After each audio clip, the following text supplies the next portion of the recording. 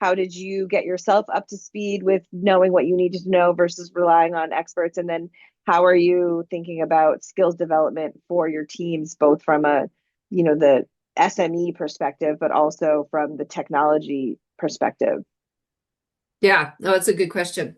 I think it's different depending on the team, right? So my Reg Intel team, predominantly they come in with law degrees. They come in with a ton of experience in auditing or security or whatever. So they are in essence SMEs.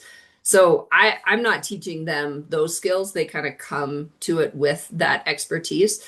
So on that side, it's been more of training them on content operations, on efficiency, on dive in, try something new. And then if it works, great. If it doesn't, learn from it and move forward. So on that side, it's much more about teaching how to be a content team and how to deliver content effectively.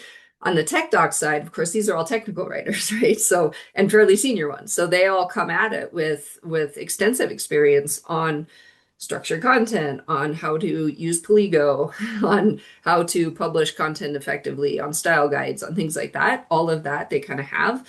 And so for them, it's been, I think the skills they need to learn are more the sort of subject matter expertise. In their case, the product. How does the product work?